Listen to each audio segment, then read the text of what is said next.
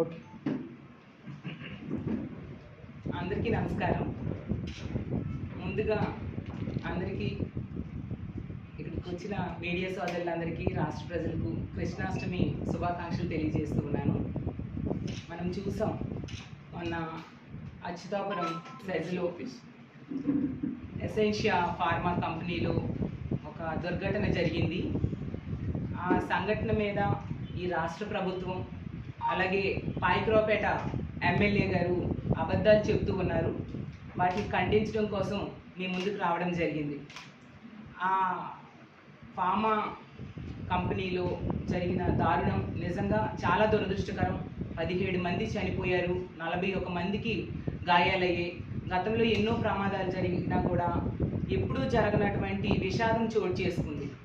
కానీ ఈ విషాదంలో ఆ బాధితుడికి ప్రాణాలు కాపాడడంలో కానీ, అలాగే క్షతగాత్రుల్ని అంబులెన్స్లో తీసుకెళ్లడంలో కానీ, ఆ కంపెనీ యాజమాన్యం మీద చర్యలు తీసుకోవడంలో కానీ ఈ రాష్ట్ర ప్రభుత్వం పూర్తిగా విఫలమైంది. అలాగే తీసుకుంటే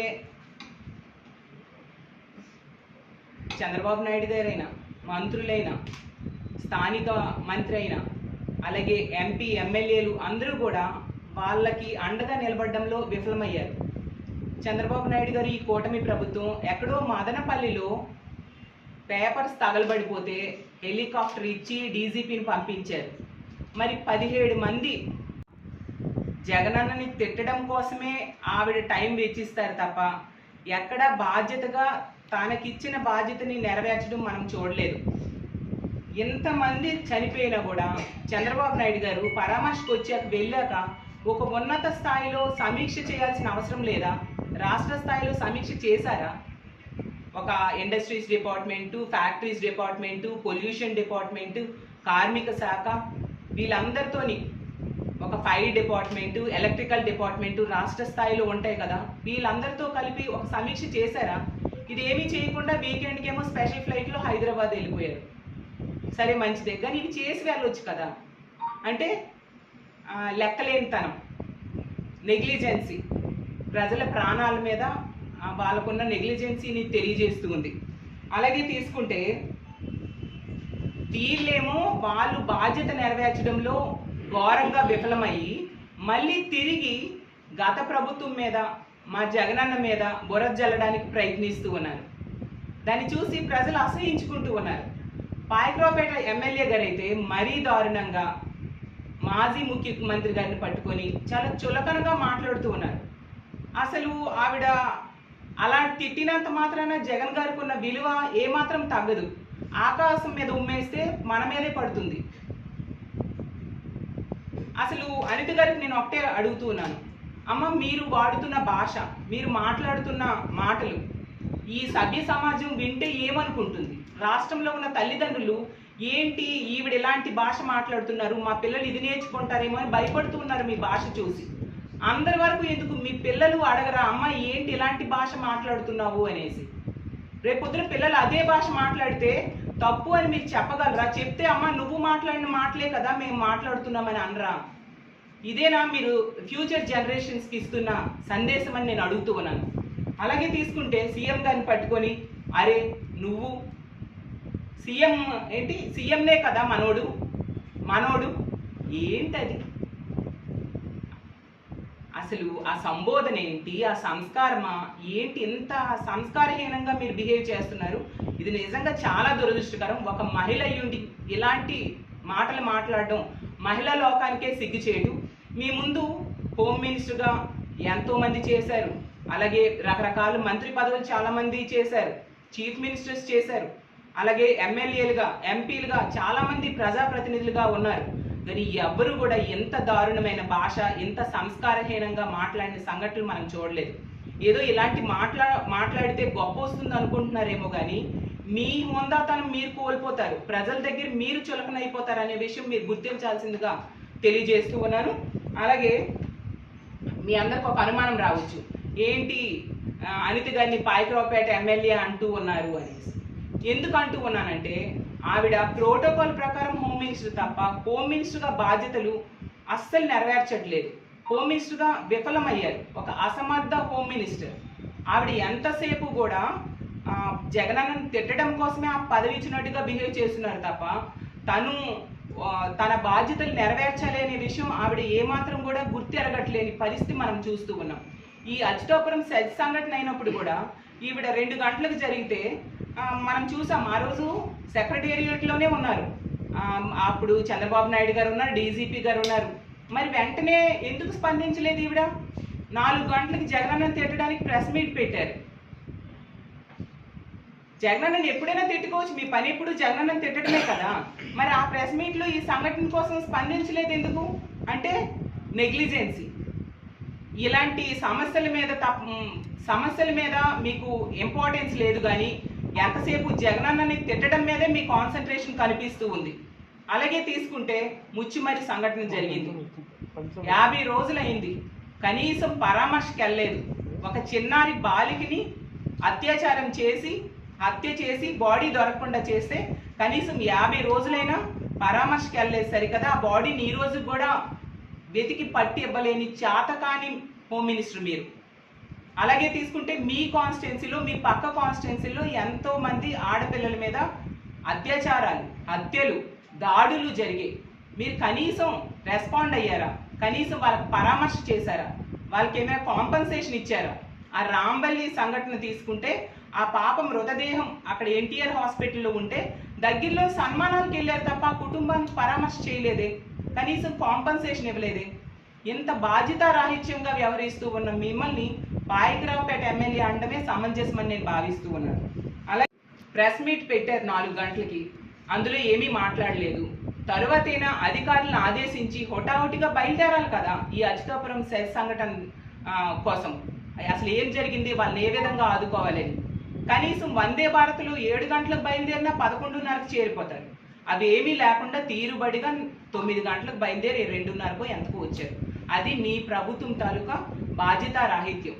మరి ఇలాంటి బాధ్యత లేని హోమ్ మినిస్టర్ని ఏమని పిలవాలి? పాయకరావుపేట ఎమ్మెల్యేగానే పిలవాల్సిన పరిస్థితి. అలాగే తీసుకుంటే ఆమె అంటారు ఎల్జీ పాలిమర్ సంఘటన జరిగినప్పుడట జగనన్న ఫ్యాక్టరీ దగ్గరికి వచ్చారా అనేసి. ఎంత అజ్ఞానంతో ఆవిడ మాట్లాడుతున్నారో మనం అర్థం చేసుకోవచ్చు. అసలు ఆ సంఘటన జరిగినప్పుడు కొన్ని కిలోమీటర్ల మేర విషవాయువులు వ్యాపించాయని స్థానికులందరూ ఊళ్ళే ఖాళీ చేసి వెళ్ళిపోయారు. అలాంటి ప్లేస్కి చీఫ్ మినిస్టర్ గారు ఎలా వెళ్తారు? కేవలం 6 గంటల్లో జగనన్న ముఖ్యమంత్రిగా విశాఖపట్నం వచ్చి బాధితులు పరామర్శించారు. మరి ఆ ఎల్జీ పాలిమర్ సంఘటన జరిగినప్పుడు మీ నాయకుడైన చంద్రబాబు నాయుడు గారు ఉన్నారు. అప్పుడు ఎక్కడున్నారు? అసలు ఈ రాష్ట్రంలో ఉన్నారా? ఏ విధంగా స్పందించారు? జూమ్లో స్పందించారు. అసలు పరామర్శకైనా వచ్చారా? మీరా మా నాయకుడైన జగనన్న కోసం మాట్లాడతారు? అసలు కాంపన్సేషన్ తీసుకుంటే వెంటనే 6 గంటల లోపే జగనన్న అక్కడికి పరామర్శకు రావడమే కాకుండా విశాఖపట్నం వాళ్ళకి బాధితులకు పరామర్శ చేసి అసలు ఈ రాష్ట్ర చరిత్రలో ఎన్నడూ లేనట్టుగా ₹1 కోటి కాంపన్సేషన్ ప్రకటించడం జరిగింది. దేశవ్యాప్తంగా అందరూ ప్రశంసించారు. అసలు మానవత్వంతో జగనన్న ఇంత బాగా స్పందించారు ఈ ముఖ్యమంత్రి అనేసి ఆ రోజు జగనన్నకి దేశవ్యాప్తంగా ప్రశంసలు అందుకున్నారు. మరి చంద్రబాబు నాయుడు గారు తీసుకుంటే 2వ రోజు వచ్చారు సరికదా. 14 ఏళ్ళు గతంలో ముఖ్యమంత్రిగా చేశారు. ఎన్నో ఇలాంటి యాక్సిడెంట్స్ జరిగాయి. ఎప్పుడైనా ఎంత కాంపన్సేషన్ మీ చంద్రబాబు నాయుడు గారు ఇచ్చారా? ఎందుకు? ఆ రోజు పుష్కరాల ఘటన జరిగింది. అప్పుడు 29 మంది తొక్కిసలాట్లో ఈ చంద్రబాబు నాయుడు గారి ఆ రోజు షూటింగ్లో చనిపోయారు. ఆ తొక్కిసలాట్లు వాళ్ళకైనా కనీసం కాంపన్సేషన్ చంద్రబాబు నాయుడు ఇచ్చారా? మరి ఎలా మీరు కంపేర్ చేస్తారు చంద్రబాబు నాయుడు గారికి జగనానికి? అంటే నోరుంది కదా అనేసి ఇష్టం వచ్చినట్టుగా మాట్లాడేయడమేనా? అబాండాలు వేసేయడమేనా? నిజాలు మాట్లాడడం మీకు రాదా అని అడుగుతూ ఉన్నాను. ఇన్ని మాటలు చెప్తూ ఉన్నారు అనిత గారు. మరి ఇన్ని రోజులైంది, ఆ ఫ్యాక్టరీ యాజమాన్యాన్ని రప్పించారా? వాళ్ళ మీద ఏమైనా చర్యలు తీసుకున్నారా మీరు? అవి ఏమీ చేయకుండా ఎంతసేపు గత ప్రభుత్వాన్ని మా జగనన్నని తిట్టడంకో మీ టైం అంతా వేస్ట్ చేస్తూ ఉన్నారు తప్ప ఏం యాక్షన్ తీసుకున్నారు? మీ ప్రభుత్వం అధికారంలోకి వచ్చి 3 నెలలైంది. సరే, ఫ్యాక్టరీస్ సేఫ్టీ మీద ఎప్పుడైనా ఒక సమీక్ష చేశారా? మీ చంద్రబాబు నాయుడు గారు కానీ, మీ ప్రభుత్వం కానీ, మీ కార్మిక శాఖ కానీ, మీ ఇండస్ట్రీస్ డిపార్ట్మెంట్ కానీ అసలు ఫ్యాక్టరీస్ భద్రత మీద ఏమైనా సమీక్ష ఈ 3 నెలల్లో మీరు చేశారా అని నేను అడుగుతున్నాను. అలాగే తీసుకుంటే గత జూలై నెలలో జగ్గయ్యపేట అల్ట్రాటెక్ సిమెంట్ ఫ్యాక్టరీలో ప్రమాదం జరిగి 3 చనిపోయారు. పోనీ ఆ ప్రమాదం జరిగాకైనా చెయ్యాలి కదా, అలాంటిది ఏమైనా చేశారా? ఏం చేయలేదే. ఇప్పుడు ఇది జరిగింది. మళ్ళీ వెంటనే సినర్జీస్ కంపెనీలో పరవాడలో ఇంకొక యాక్సిడెంట్, అక్కడ 3 చనిపోవడం జరిగింది. మరి వాళ్ళకి ఏమైనా కాంపన్సేషన్ ఇచ్చారా మీరు? ఎల్జీ పాలిమర్స్లో జగనన్న ఇచ్చాడు, ఇప్పుడేమో ఈ కంపెనీలో తీసుకుంటే ఎసెన్షియా కంపెనీలో జగనన్న అక్కడికి వచ్చాడు కాబట్టి వెంటనే జగనన్న వస్తున్నాడు అని తెలిసి గబగబా ప్రకటించేశారు ₹1 కోటి. మరి ఈ సినర్జీస్ కంపెనీ బాధితులు చనిపోయారు, వాళ్ళేం పాపం చేశారు? వాళ్ళకి ఎందుకు మీరు ఏమి ఇవ్వలేదు? వాళ్ళకి ఇవ్వాలి కదా ₹1 కోటి. అలాగే తీసుకుంటే ఈ ఎసెన్షియా కంపెనీలో చనిపోయిన బాధితుల మృతదేహాలకి రెండో రోజు మా నాయకులైన బొత్స గారు, మా మిగతా నాయకులు చూడడానికి వెళ్ళారు. మీరు అంతవరకు వెళ్ళలేదే. ఇదేనా మీ బాధ్యత? మీరు చేయాల్సిన పని ఇదేనా? అలాగే ఇంకో మాట కూడా అనిత గారు అంటూ ఉన్నారు, మా జగనన్న ప్రభుత్వంలోనంట భద్రతా చర్యలు తీసుకోలేదు, సేఫ్టీ ఆడిట్ నిర్వర్తించలేదు అనేసి అంటూ తీసుకొచ్చినట్టుగా మాట్లాడుతున్నారు. కానీ మా జగనన్న ప్రభుత్వంలో అత్యంత విజయవంతంగా సేఫ్టీ ఆడిట్ చేయడం జరిగింది. ఆ నివేదికను మీరు అమలు చేయడంలో విఫలమయ్యారు. మీ చేతకానితనం వలన ఆ నివేదికను ఈరోజు ఫ్యాక్టరీస్కి అమలు చేయడంలో మీరు విఫలమయ్యారు. అది విఫలమయ్యి మళ్ళీ మా మీద, మా ప్రభుత్వం మీద బురద జల్లడం నిజంగా విడ్డూరంగా ఉందని ప్రజలందరూ నవ్వుకుంటూ ఉండే పరిస్థితి కనిపిస్తూ ఉంది. అలాగే పాయకరావుపేట ఎమ్మెల్యే గారు, మీకు ఒకటి చెప్తున్నాను, మీకు కొన్ని వాస్తవాలు జగనన్న ప్రభుత్వంలో ఫ్యాక్టరీస్ సేఫ్టీ కోసం ఎలాంటి యాక్షన్ తీసుకున్నారు అనేది మీకు తెలియజేస్తాను. ఫస్ట్ నుంచి తీసుకుంటే ఇప్పుడే చెప్పినట్టుగా ఈ రాష్ట్ర చరిత్రలో ఏ ముఖ్యమంత్రి ఇవ్వనట్టుగా ₹1 కోటి ఇవ్వడమే కాకుండా ఆ సంఘటనని ఎంతో మానవత్వంతో వాళ్ళకి ఆదుకోవడానికి జగనన్న ఎంతగానో ప్రయత్నించి కేవలం 6 గంటల్లోనే ముఖ్యమంత్రి వచ్చేసారంటే ఎంతగా వాళ్ళని ఆదుకోవడానికి జగనన్న తాపత్రయపడ్డారో మనం అర్థం చేసుకోవచ్చు. అలాగే తీసుకుంటే ఎల్జీ పాలిమర్స్ ఘటన జరిగాక ఉన్నతాధికారులు ఇచ్చిన నివేదికను వెంటనే సేఫ్టీ ఆడిట్ నిర్వర్తించాలని పరిశ్రమల శాఖకి ఆదేశాలు జారీ చేయడం జరిగింది. అలాగే తీసుకుంటే ఈ ఆడిట్ పరిశ్రమల శాఖ, అలాగే pollution control board, factories department, కార్మిక శాఖ వీళ్ళందరూ కూడా ఆడిట్ చేయడం జరిగింది ఎల్జీ పాలిమర్స్ సంఘటన జరిగిన వెంటనే. ఆ తర్వాత ఎందుకు ఈ ఎసెన్షియా కంపెనీ, మొన్న యాక్సిడెంట్ జరిగిన ఎసెన్షియా కంపెనీలో కూడా 2020వ సంవత్సరం సెప్టెంబర్ 16న సేఫ్టీ ఆడిట్ జరిగింది. అలాగే థర్డ్ పార్టీ ఏజెన్సీ ద్వారా ప్రతి ఫ్యాక్టరీకి కూడా సేఫ్టీ ఆడిట్లు నిర్వర్తించాలని గవర్నమెంట్ ఏకంగా SOP ఇచ్చింది. అంత బాధ్యతగా వ్యవహరించింది మా ప్రభుత్వం. అలాగే దీని ప్రకారం ఇదే ఎసెన్షియా కంపెనీ 2021-23లో కూడా సేఫ్టీ ఆడిట్ థర్డ్ పార్టీ ద్వారా చేయించడం జరిగింది. అది మీ ఎల్లో మీడియాలో కూడా వచ్చింది పాయకరావుపేట ఎమ్మెల్యే గారు, ఒక్కసారి మీరు చెక్ చేసుకోవాల్సిందిగా కోరుతున్నారు. ఆ తర్వాత 2022 నుంచి 5 ఫేజుల్లో సేఫ్టీ ఆడిట్ చేయాలని జగనన్న ప్రభుత్వం చెప్పడం జరిగింది. అలాగే బ్రాండిక్స్లో ప్రమాదం జరిగినప్పుడు జగనన్న ప్రభుత్వం ఒక ప్రత్యేక జీవోని జారీ చేసి మరీ సేఫ్టీ ఆడిట్ని నిర్వర్తించింది. ఇవన్నీ రికార్డెడ్గా ఉన్నాయి, మీరు చెక్ చేసుకోండి పాయకరావుపేట ఎమ్మెల్యే గారు అని మీకు తెలియజేస్తూ ఉన్నాను. అలాగే జగన్ గారి ప్రభుత్వంలో ఈ భద్రతా ప్రమాణాల కోసం, పొల్యూషన్ కంట్రోల్ కోసం ఏమేమి చర్యలు తీసుకుంటున్నారని రాష్ట్ర స్థాయిలో, జిల్లా స్థాయిలో కమిటీలు వేయడం జరిగింది. దానికి జీవోలు కూడా ఇచ్చారు.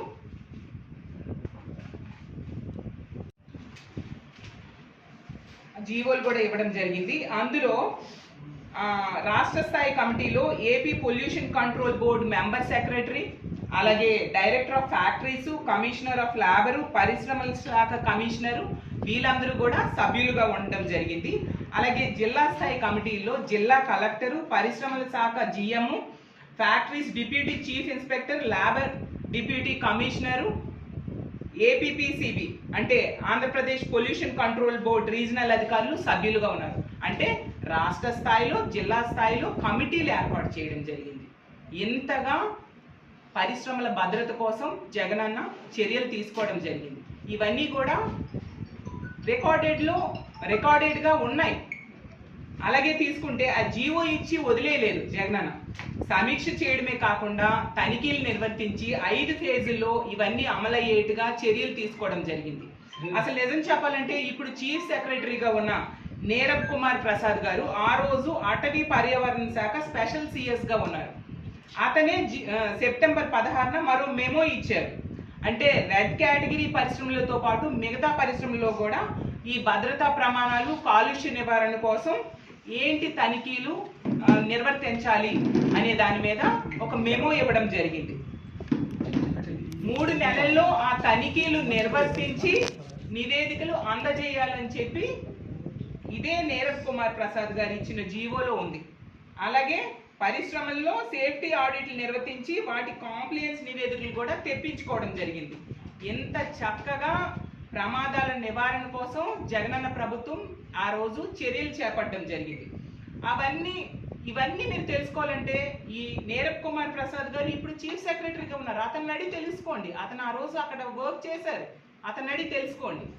అలాగే తీసుకుంటే మొన్న చంద్రబాబు నాయుడు గారు వచ్చారు మన విశాఖపట్నం వచ్చి ఎంతసేపు కూడా ఈ జరిగిన దుర్ఘటన అంతా కూడా జగనన్న ప్రభుత్వం మీద నెట్టేయడానికే తాపత్రయపడ్డారు తప్ప ఏమి చర్యలు తీసుకోవాలి అనే దాని మీద కాన్సన్ట్రేషన్ లేదు. అసలు చంద్రబాబు నాయుడు గారి అతను ముఖ్యమంత్రిగా 14 ఏళ్ళు గతంలో చేశారు. ఇలాంటి సంఘటనలు జరగలేదా? ఎందుకు? పరవాడ ఫార్మాసిటీలోనే 24 యాక్సిడెంట్స్ జరిగితే 21 మంది చనిపోయారు 2014 నుంచి 19 మధ్య. 69 మంది గాయాలయ్యాయి. ఇంకా రాష్ట్ర వ్యాప్తంగా తీసుకుంటే లెక్కలేనని. ఇన్ని జరిగి ఈ ఒక సంఘటన జరిగింది, అది గత ప్రభుత్వం మీద నెట్టేయడానికి మీరు ప్రయత్నించడం ఏంటో అర్థం కావట్లేదు. అలాగే ఐక్రోపేట ఎమ్మెల్యే గారికి ఇంకో సూచన, మీరు ఎంతసేపు మా జగనన్న మీద, మా జగనన్న ప్రభుత్వం మీద కామెంట్స్ చేయడము, విమర్శలు చేయడము మానేసి అసలు మీ బాధ్యతని సక్రమంగా నిర్వర్తించడానికి ప్రయత్నిస్తే బాగుంటుందని తెలియజేస్తూ ఉన్నాను. ఇప్పుడు ముచ్చుమర్రి సంఘటన అయ్యింది. ఆ సంఘటనలో బాలిక కనిపించడం మానేసింది, ఎక్కడో పడేశారు. ఈ 50 రోజులైనా దొరకలేదు. వెతకడం కూడా ఆపేశారు. ఎందుకు? ఆమె ఒక పేద ఆడపిల్ల, ఒక బీసీ ఆడపిల్ల కాబట్టి నిర్లక్ష్యం. సస్పెండ్ అయిన సిఐకి, ఎస్ఐకి పోస్టింగ్లు ఇస్తారు కానీ బాలిక మృతదేహం మాత్రం ఈ రోజు కూడా దొరకలేదు. అది ఈ ప్రభుత్వం తాలూకా బాధ్యత. అలాగే తీసుకుంటే మొన్న కలకత్తాలో సంఘటన జరిగింది ఒక డాక్టర్, లేడీ డాక్టర్ మీద. అది చాలా దురదృష్టకరం. అలాంటి సంఘటనలు ఈ ఆంధ్రప్రదేశ్ రాష్ట్రంలో తీసుకుంటే 2 రోజులకు ఒకటి జరుగుతూ ఉంది. ఎందుకు? ఈ పాయకరావుపేట ఎమ్మెల్యే గారు మన జూనియర్ డాక్టర్లు ధర్నాకి మద్దతు తెలియజేస్తూ వెళ్ళారు, ఫోటోలు దిగారు, చాలా సంతోషం. కానీ ఏం చర్యలు తీసుకున్నారు? ఈ ఆంధ్రప్రదేశ్ రాష్ట్రంలో ఆడపిల్లల సేఫ్టీ కోసం, డాక్టర్ సేఫ్టీ కోసం ఆ సంఘటన జరిగాక మీరు ఏం చర్యలు తీసుకున్నారు? అంటే వచ్చి పరామర్శ చేసి ఫోటోలు దిగి వెళ్ళిపోతే చర్యలు తీసుకున్నట్టుగేనా? నిన్న కాక మొన్న తిరుపతి స్విమ్స్లో ఒక డాక్టర్ని కొట్టడం జరిగింది. మరి ఏవి మీ చర్యలు? మీరు బాధ్యత ఇదేనా మీరు నిర్వర్తించే బాధ్యత? ఏ మెడికల్ కాలేజీలో కానీ, ఏ ప్రభుత్వ కాలేజీలో కానీ మీరు ఏం చర్యలు తీసుకున్నారు ఆ రోజు తర్వాత? చెప్పండి. మళ్ళీ మాట్లాడితే ఇవిడ అంటారు జగనన్న అంట ఎక్కడికి వెళ్ళినా ఒకటే స్క్రిప్ట్ అట. జగనన్న మీ హామీల కోసం మాట్లాడితే ఎందుకు ఉలిక్కి పడుతున్నారు పాయకరావుపేట ఎమ్మెల్యే గారు? అంటే మీరు హామీలు నెరవేర్చట్లేదని భయమా? ఆ స్క్రిప్ట్ మేము ఏర్పాటు చేసిన స్క్రిప్ట్ కాదు, మీరు మీ కూటమి ప్రభుత్వం ఏర్పాటు చేసిన స్క్రిప్ట్ అది. ఎందుకంటే ఆ రోజు ఎన్నికల ముందు మీ చంద్రబాబు నాయుడు గారు, పవన్ కళ్యాణ్ గారు, లోకేష్ గారు ప్రతి భారీ బహిరంగ సభలో ఇదే విషయాన్ని, ఇదే హామీల్ని పదే పదే చెప్పారు. మీ ఎమ్మెల్యేలు, ఇప్పుడు మీ మంత్రులు అందరూ కూడా ఇంటింటికి వెళ్ళి ఇదే హామీల్ని, ఈ స్క్రిప్ట్నే చదివారు కదా. ఆ రామానాయుడు గారు అయితే నీకు 15,000, నీకు 15,000, నీకు 15,000 కనిపించిన పిల్లలందరికీ చెప్పడం, పెద్ద ఆడోళ్ళు కనిపిస్తే నీకు 18,000, నీకు 18,000, నీకు 18,000 అని చెప్పడం, రైతులు కనిపిస్తే నీకు 20,000, నీకు 20,000 అని చెప్పడం. మరి ఇవన్నీ ఈ రాష్ట్ర ప్రజలు మర్చిపోతారా?